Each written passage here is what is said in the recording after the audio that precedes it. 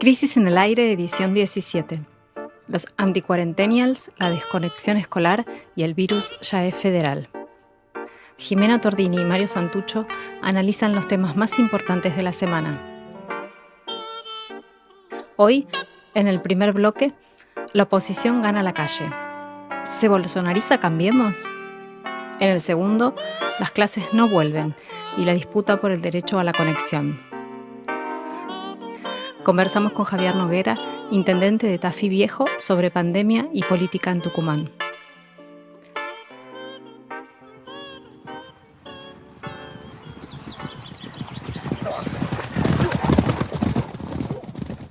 El podcast está al aire. La primera noticia destacada de esta semana tiene que ver con la oposición. El lunes 17 de agosto tuvo lugar una movilización muy importante en diferentes puntos del país, con centro en el Obelisco de la Ciudad de Buenos Aires. Obviamente la marcha, la convocatoria violó las normas del aislamiento social que desde hace varios meses venimos tratando de mantener para evitar que la pandemia se siga expandiendo, pero bueno, ocurrió.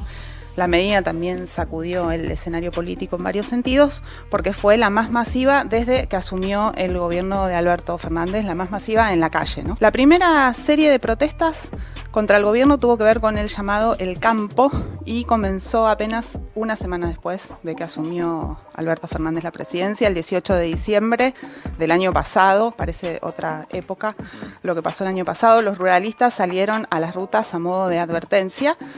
No hubo, fue un poco escuálida esa convocatoria. 3 meses más tarde, en marzo, las entidades agrarias convocaron a un paro agrario, precisamente de 4 días, en contra del nuevo esquema de retenciones que había propuesto el gobierno, pero tampoco los tractores tuvieron marcha suficiente. La primera manifestación importante no tuvo que ver con el campo, sino con la supuesta amenaza de una salida de presas y presos de la cárcel al comienzo de la cuarentena.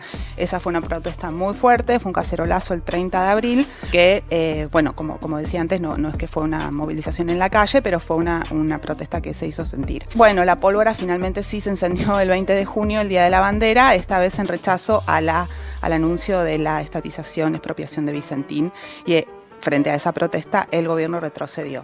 Sí, a partir de aquí, Jimmy, comienza una segunda serie de protestas, diría yo, en esta breve y apurada cronología para tratar de entender cómo llegamos hasta acá y cuál es la fuerza, ¿no?, de esta protesta, de este tipo de protestas tan fuertes, ¿no?, contra el gobierno que está tratando de gestionar una pandemia complicada, digamos. La segunda serie de protestas ya no tienen que ver tanto con el campo, ¿no?, y empiezan a tener más que ver con cómo enfrentar la cuarentena. Como vos decías, estuvo el cacerolazo del 30 de abril, que fue el primer aviso en ese sentido. Pero yo diría que estos sectores, envalentonados con el resultado del 20J, ¿no?, del 20 de junio, lo que comentabas antes, que tuvo su fuerza en la cuestión de Vicentín, los estrategas que organizan estas movilizaciones eligieron el próximo día patrio, que fue el 9 de julio, ¿no? Les va la patria. Ahí, exactamente. Están buscando fechas patrias permanentemente para sus contagiosas demostraciones de fuerza.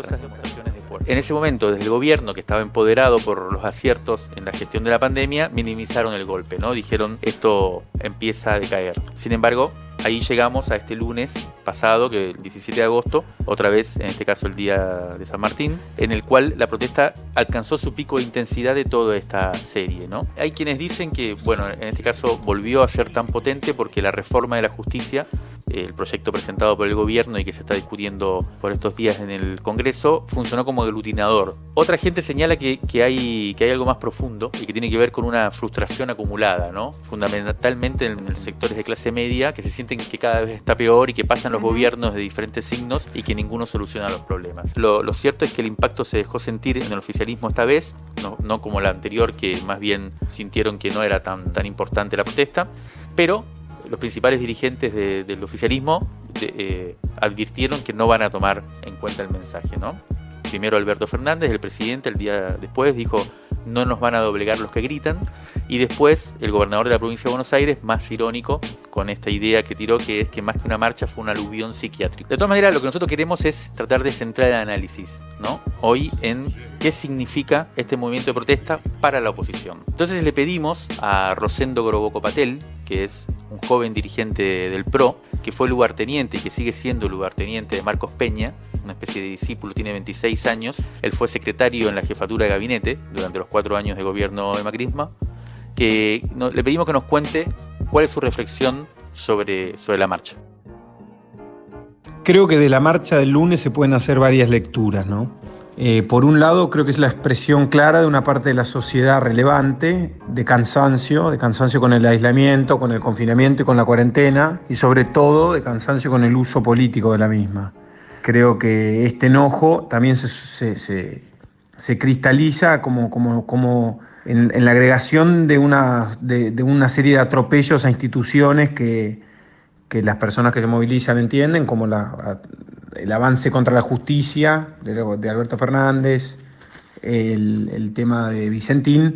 Creo que esta marcha, también por otro lado, es una marcha muy distinta al pasado, como un primer punto. Creo que las marchas del 2013 o antes eran marchas con un tono de mayor reacción anti-kirchnerista, y creo que después del gobierno de Cambiemos, 2015-2019, y después de la campaña de Juntos por el Cambio 2019, la segunda, estoy hablando de la campaña para las elecciones generales, la marcha del Sí se puede, es por lo menos la cristalización de un sujeto político, ¿no? Es la representación de un votante, en su mayoría identificado con Juntos por el Cambio. Claramente en la marcha no hay solo votantes Juntos por el Cambio, hay también otras expresiones de otras minorías intensas. Creo que por otro lado la marcha sí lo que hace es interpelar a Cambiemos, y interpela la vocación o a la voluntad de Cambiemos de representar. En un contexto donde Juntos por el Cambio se está reorganizando, es sorprendente la unidad que ha logrado el espacio, y obviamente con diferencias naturales que emergen con mayor claridad después de mucho tiempo de un liderazgo ordenador como era el liderazgo de Macri, y también el ordenamiento del verticalismo que da una presidencia, digamos, la moderación del poder. Creo que el desafío de Juntos por el Cambio hoy es, para volver al poder, ¿no?, es el de tener esta vocación de ser mayoría. No representar a facciones, sino representar a mayorías, agregar. Diría que es la manera de volver al gobierno nacional con foco es posible, y tiene que ver con esto de representar a la gente que marcha, que en el universo de gente que marcha, representar a gente que no marcha, representar a gente de distintas extracciones.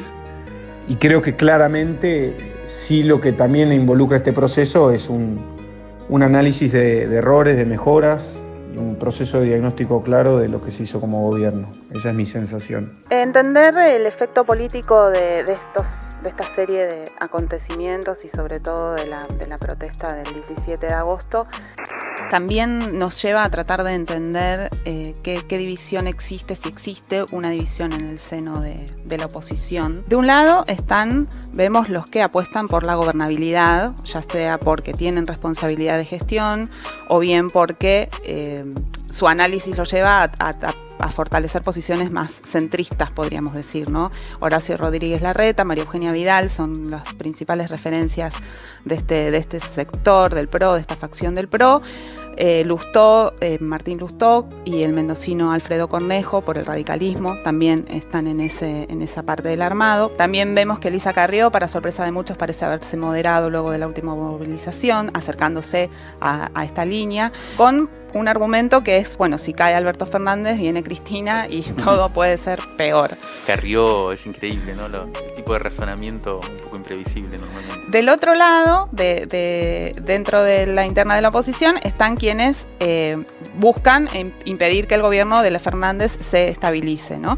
Y proponen una manera, como más frontalidad, se oponen con más frontalidad a cualquier iniciativa del oficialismo, sea del tema que sea. Mauricio Macri, desde su exilio en Francia, expresa esa posición, así como también, bueno, la presidenta del PRO, Patricia Bullrich. Más que exilio, vacaciones. ¿Sí? Bueno, exilio vacacional.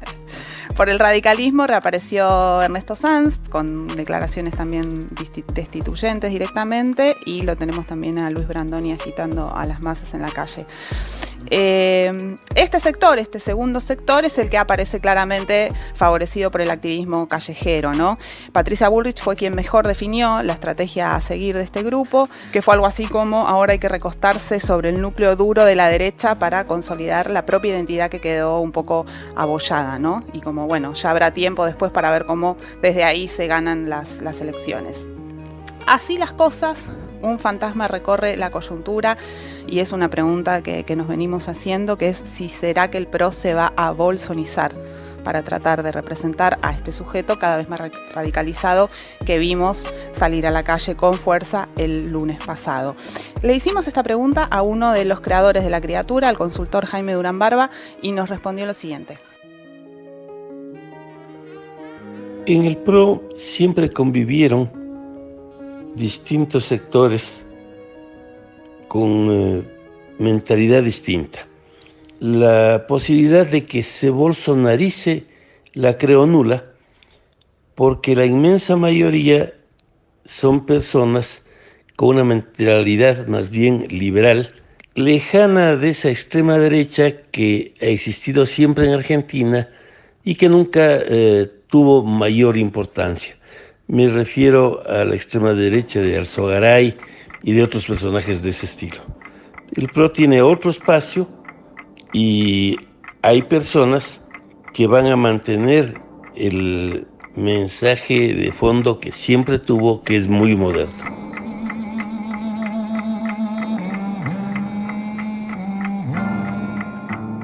Yo creo que hay algo similar en la dinámica que estamos viendo a la que se vivió en 2016, aunque por entonces, digamos, el peronismo estaba en la oposición. Porque en ese momento, primer año de gobierno del macrismo, había un sector también de la oposición, en ese caso el peronismo, que ejercía una oposición frontal al gobierno. Y estaban liderados en ese momento por la expresidenta, y el mejor vocero de ese sector era Axel Kicillof. Por otro lado, estaba el espacio que se llegó a conocer con uno de esos giros de genialidad como los dadores voluntarios de gobernabilidad. Estaban en esa facción, militaban Sergio Massa y sobre todo también los gobernadores. Ese debate de los 2 primeros años de gobierno del macrismo en la oposición, en ese momento que era el peronismo, se saldó cuando en el 2017 Cristina Kirchner le dio una paliza electoral en la provincia de Buenos Aires a Florencio Randazzo. Me parece interesante tener esta analogía porque es lo que va a suceder el año que viene, ¿no? En Cambiemos, cuando sean las elecciones de medio término y las elecciones resuelvan cuál de las dos tendencias logrará la hegemonía. Salvo que eviten ese encontronazo, lo cual sería, digamos, una anomalía, el año que viene debería saldarse entre, sobre todo el sector que comanda, ¿no? Horacio Rodríguez Larreta, que sería el jefe de gobierno, y Macri. Las diferencias entre ese momento y hoy, de todas maneras, son muchísimas mayores. Simplemente quise hacer una analogía, pero creo que las diferencias son muy grandes.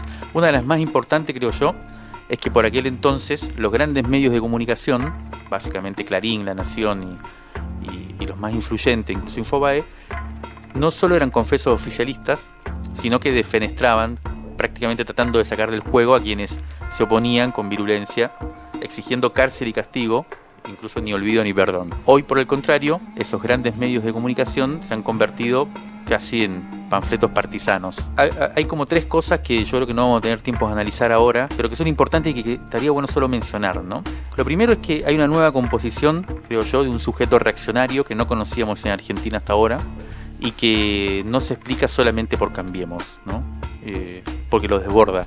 E incluso, creo yo, desborda también a los grandes medios de comunicación. Hay un segundo punto que me parece muy importante de dejar marcado, que es que hay una nueva convocatoria para el próximo miércoles 26 de agosto frente al Congreso, cuando se trate en el Senado la reforma de la justicia, ¿no?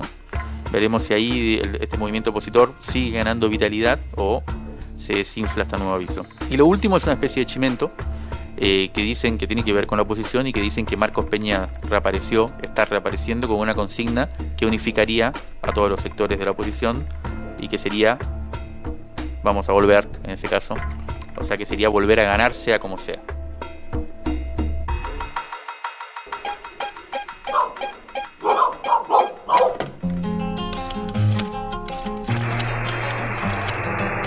Crisis en el aire.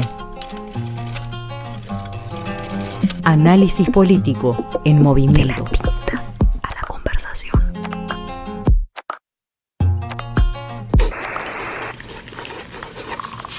revistacrisis.com.ar. El segundo tema relevante de esta semana tiene que ver con la educación y también, según ocurrió ayer a última hora, con la tecnología y la conexión de todos nosotros a Internet. Desde el 10 de agosto, las clases en los niveles primario y secundario comenzaron a volver. Hoy usamos mucho la palabra volver en algunos lugares del país. Así, bueno, pasó en Formosa, en Catamarca, también en San Juan, aunque en San Juan ayer, también a última hora, el gobernador anunció la vuelta a la fase 1, así que las clases entendemos que quedarían nuevamente suspendidas. Y aquí en la ciudad de Buenos Aires, el viernes, lo que había ocurrido es que el viernes pasado, durante la conferencia de prensa quincenal en la que se anuncian los cambios en el aislamiento social preventivo y obligatorio, el jefe de gobierno, Horacio Rodríguez Larreta, había adelantado la intención de volver a las aulas. Al día siguiente, el sábado, la ministra de Educación de la ciudad, Soledad Acuña, anunció por Twitter que hay 6.500 chiques en la jurisdicción que no habían tenido contacto con el sistema educativo público durante los 5 meses del ASPO. Desde el martes 18 vamos a ir a buscar a esas familias casa por casa, dijo Acuña, con el fin de abrir las escuelas para que funcionen como, comillas, espacios digitales donde usar las computadoras y la conexión a Internet. De inmediato los trabajadores de la educación se opusieron a la propuesta y bueno, durante la semana vimos una discusión muy acalorada al respecto. Los docentes cuestionaron desde el primer momento esta intención de, ellos dijeron, abrir cibers, básicamente porque consideran que no están dadas las condiciones sanitarias para que ir a las aulas no sea una antesala de ir al hospital, tanto para alumnos como para maestras, maestros y otras personas que trabajan en el sistema educativo. Ayer a la tarde, en una reunión con los sindicatos, el gobierno de la ciudad confirmó que la decisión está tomada, que esa apertura va a ocurrir a pesar de la oposición de algunos de los gremios allí presentes como UTE, ADEMIS y ADEF, y también que estos espacios van a estar abiertos para todos, no solo para quienes habían perdido el contacto como fue el anuncio inicial. Restaría entonces la aprobación de los protocolos sanitarios por parte de las autoridades nacionales. Una cosita, Jimé, con esto, que este es uno de los temas que motivó, entre otros, a parecer de la discusión política, la renuncia, ¿no?, de Adriana Puigros, porque aparecería el ministro de la Educación Nacional, Nicolás Trota, apoyando, en cierto modo, o acompañando esta apertura de las escuelas por parte del gobierno de la ciudad. Las rispideces en torno a la cuestión de la escolaridad en la pandemia igual no se reducen a la ciudad de Buenos Aires, como decíamos recién, esto llegó al Ministerio de Educación de la Nación, produjo la renuncia de la viceministra. Y tiene que ver con algo que, bueno, está detrás también del anuncio de ayer del presidente de que la telefonía celular y la conexión a Internet fueron declarados servicios públicos, lo que implica, entre otras cosas, que ya no se pueden aumentar las tarifas como si se tratara de cualquier mercancía, y que tiene que ver con la desigualdad en el acceso a la tecnología, a los dispositivos, a la conexión a Internet, que es una cuestión prepandémica, claro está.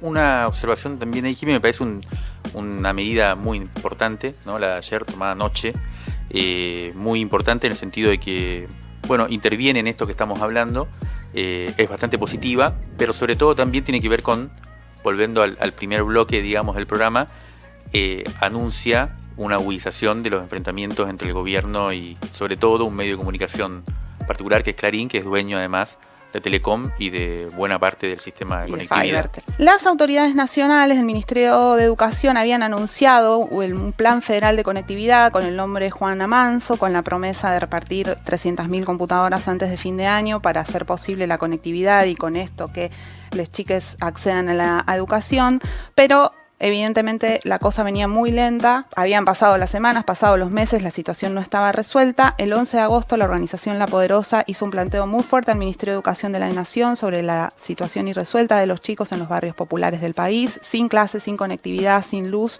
la mayoría de las veces. Frente a ese panorama, La Poderosa optó por la autoorganización y armó la campaña #ContagiaConectividad.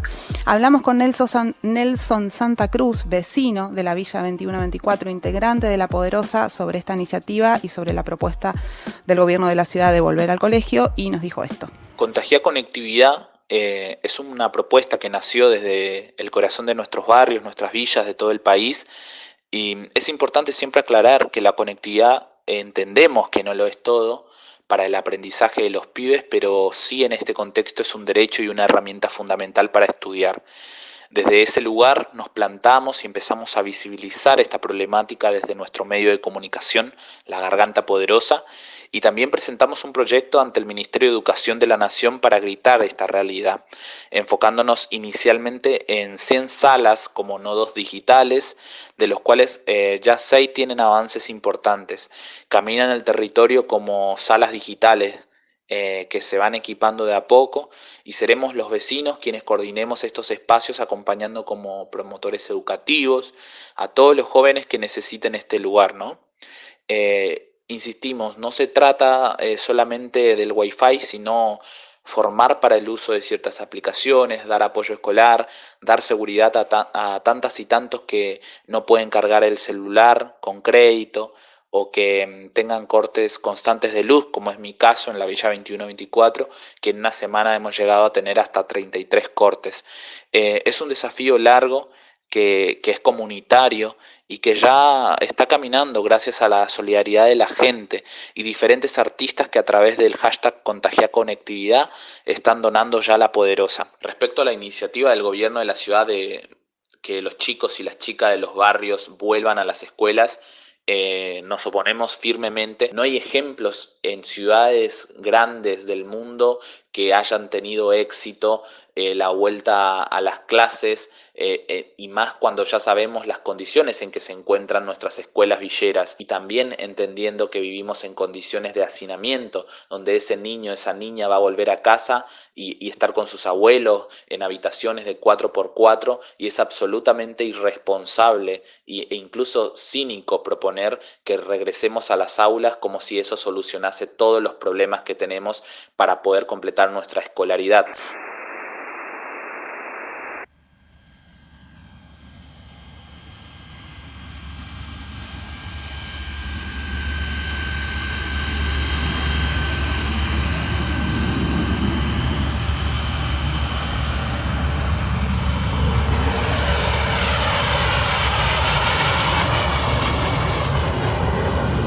Rescate emotivo. Un diamante impreso en una crisis. 1973-2020. Crisis número 4. Agosto de 1973. Francisco Paco Urondo conversa con María Antonia Berger, Alberto Miguel Camps y René Aydar, los únicos 3 sobrevivientes de la masacre de Trelew, en la que fueron asesinados por las Fuerzas Armadas 16 militantes de distintas organizaciones políticas. María Antonia Berger relata así las horas previas al fusilamiento masivo.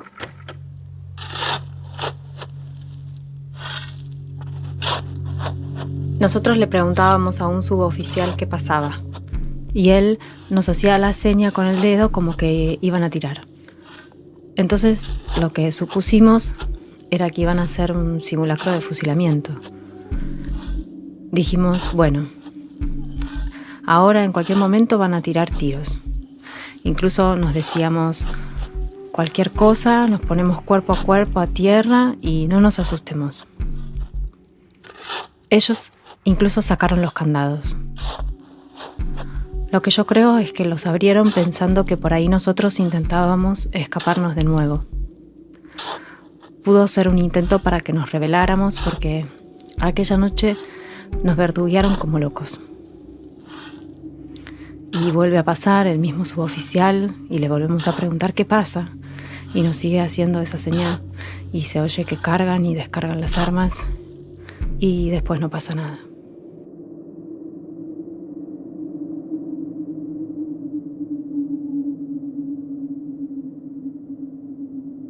Francisco Paco Urondo nació en Santa Fe en 1930. Fue periodista, poeta y militante revolucionario. Los testimonios recogidos en esta entrevista fueron publicados luego en el libro La Patria Fusilada. Urondo murió en Mendoza en 1976, asesinado por la dictadura cívico-militar. Mi nombre es Clarisa Leaplace y soy la sobrina de Clarisa Leaplace. Yo toda la vida escuché hablar de mi tía. Para mí esas historias de guerrilleros y guerrilleras eran como cuentos de aventura, no parecían real.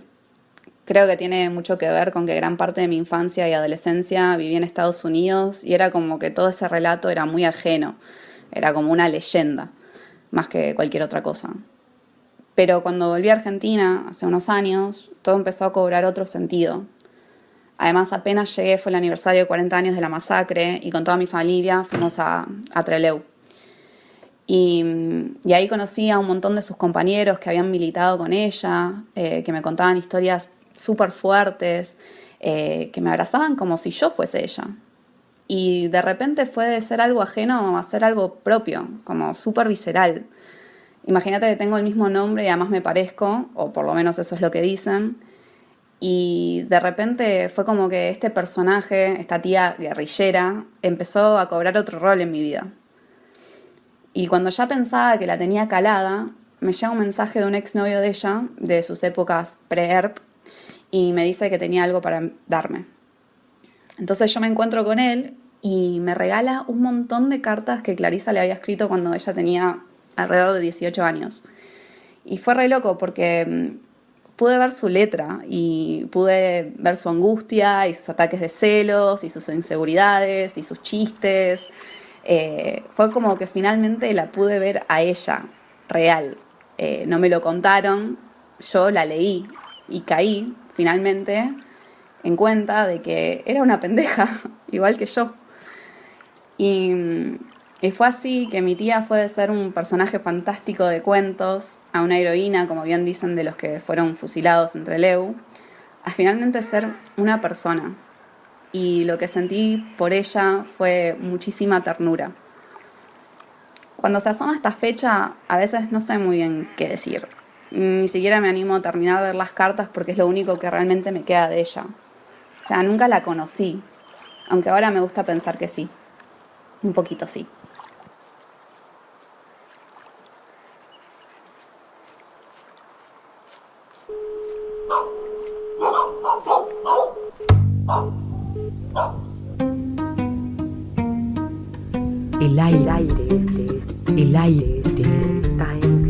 El aire está en crisis.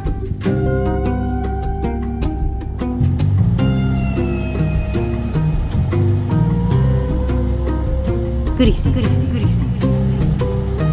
En el aire. El norte del país está atravesando una situación cada día más complicada en lo que a la pandemia de COVID-19 se refiere. La provincia de Jujuy pasó de 667 personas enfermas el 17 de julio a 5.000 un mes después. Su sistema de salud pública está en el límite. Especialmente grave es la situación en el ingenio Ledesma, donde hay más de 340 trabajadores contagiados y 12 que fallecieron. En el Chaco la situación es muy muy grave, hay menos enfermos que en Jujuy, pero la tasa de letalidad es la más alta del país. El 4% de quienes enferman mueren, mientras aquí en la ciudad le ocurre eso al 2,26% de quienes se enferman. Hay una diferencia muy grande en la letalidad en la provincia del Chaco. En Tucumán la pandemia todavía no escaló a los niveles de las provincias que mencionaba antes, Jujuy y Chaco, pero esta fue la peor semana en cuanto a la cantidad de casos. La mayoría de los contagios se registran en la zona metropolitana. Y bueno, para conocer un poco cómo está enfrentando esta realidad la provincia, vamos a hablar con el intendente de Tafí Viejo. Es una ciudad que está ubicada a 11 kilómetros de la capital provincial. Estamos en comunicación con Javier Noguera, que además es presidente de la Federación Argentina de Municipios. Buen día, Javier. Jimena Tordini y Mario Santucho estamos acá. ¿Cómo estás? ¿Qué tal, Jimena? Buen día, Mario, buen día, audiencia. Muchas gracias por la oportunidad de comunicar. Bueno, te queríamos preguntar cómo están afrontando en la provincia la difusión de la propagación del virus y si se espera un crecimiento en los próximos días, cómo está el sistema de salud, que nos contaras desde allá cómo la están pasando. Así es, efectivamente, como bien lo mencionabas recién, en las últimas 2 semanas especialmente ha comenzado a crecer la tasa de contagio.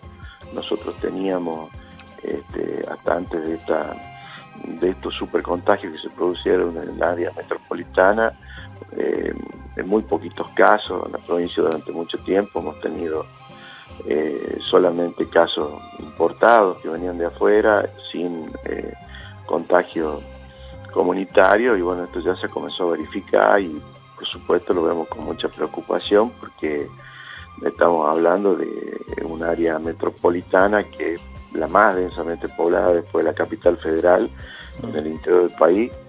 Estamos hablando de que acá en el Gran San Miguel de Tucumán y los municipios y comunas que la conforman, estamos habitando prácticamente el 70% de la población en un espacio reducido, ¿no? En la provincia más chica del país, en el 5% de ese espacio, así que no hay límite en este momento político, ni sociales, ni culturales, ni laborales. Vivimos en un paño donde claramente los límites son porosos y donde el contagio ha venido creciendo en las últimas 2 semanas. De hecho, en este momento Tucumán tiene ya 8.150 casos verificados hasta el día de ayer, y hace poco menos de un mes no teníamos 80, ¿no? Así que para que ustedes tomen una idea del crecimiento, cómo ha venido generándose en el área metropolitana y en la provincia en general. Sin duda que la provincia de Tucumán, por condiciones históricas, ya tiene un sistema de salud muy sólido, que es el sistema provincial de salud, que está desplegado en todo el territorio, que por supuesto ha sido también preparado para la pandemia, pero claramente lo que venimos viendo, que se registra no solamente en el país, sino también en el mundo, nos tiene muy preocupados por estas horas.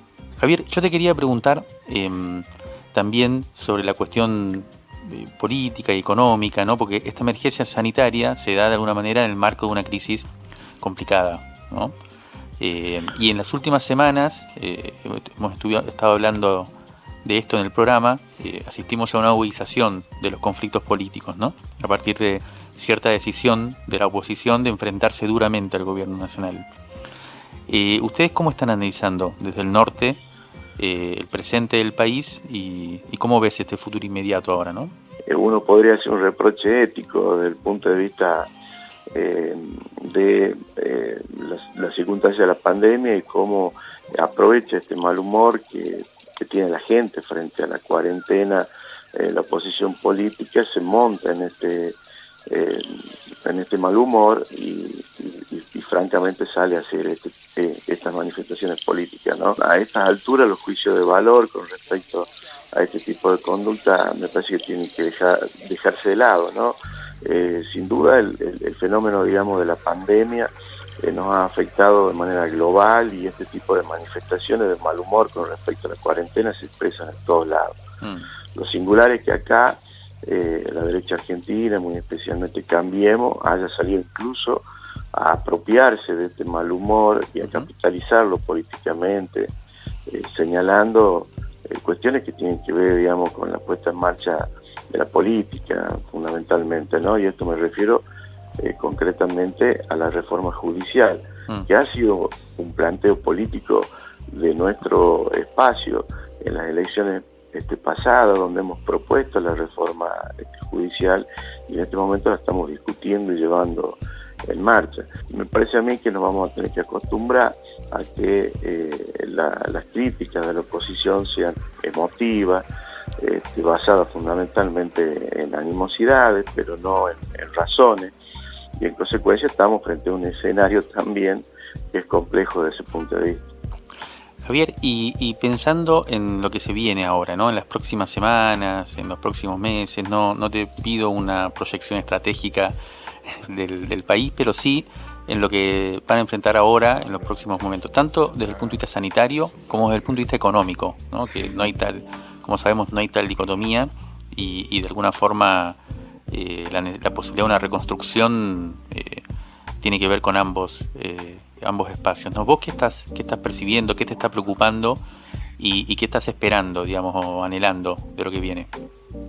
Bueno, nosotros vemos con mucho beneplácito la decisión, bueno, de haber, más que la decisión de hecho concreto, de haberse resuelto la deuda con los acreedores externos, especialmente en estos últimos días, y el avance formal ya sobre la definición de la deuda, que eso en términos práctico, nos ordena el horizonte y nos permite proyectar hacia el futuro del desarrollo del país también. Y en ese sentido, las expectativas que nosotros tenemos del interior son, por supuesto, digamos, que se vayan corrigiendo rápidamente las asimetrías que nos separan del centro, del desarrollo portuario.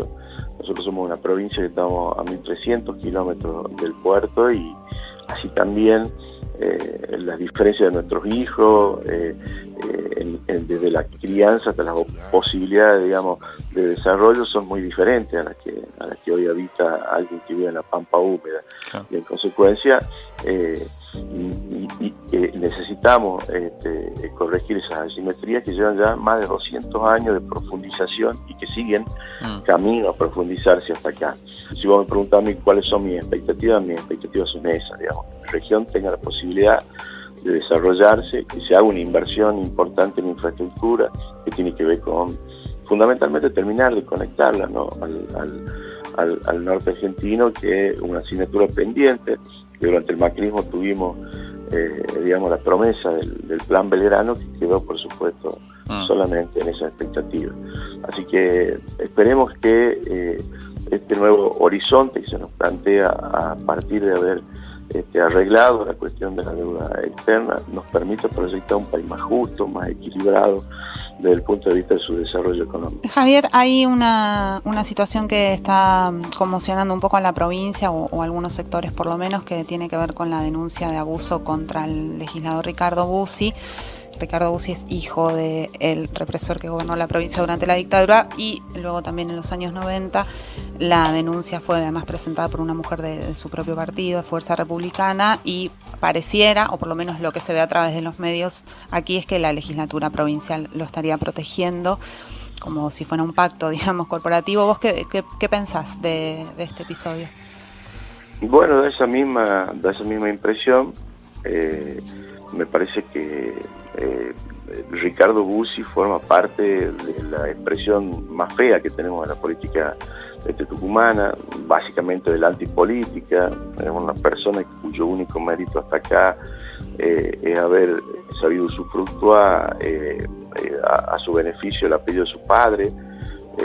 No es la primera denuncia que tiene, y la verdad es que aspiro a que rápidamente se avance no solamente en esta denuncia completamente, sino fundamentalmente que es nuestra provincia, que tiene también en ese sentido una larga tradición de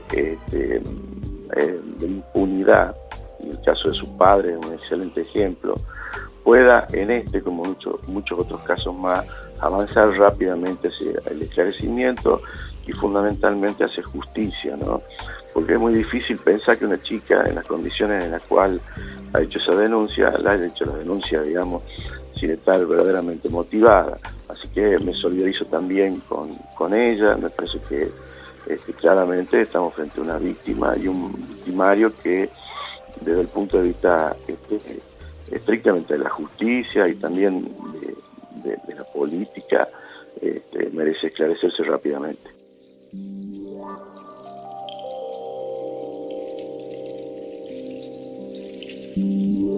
Encontranos en todas las plataformas de podcast o los sábados de 8 a 9 en Radio Nacional, AM 870.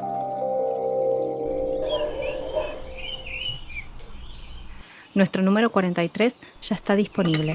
Conseguilo en revistacrisis.com.ar.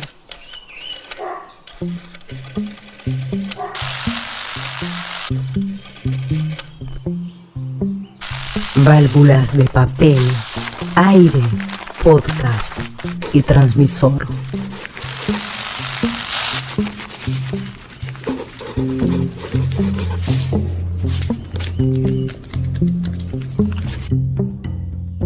Crisis en el aire.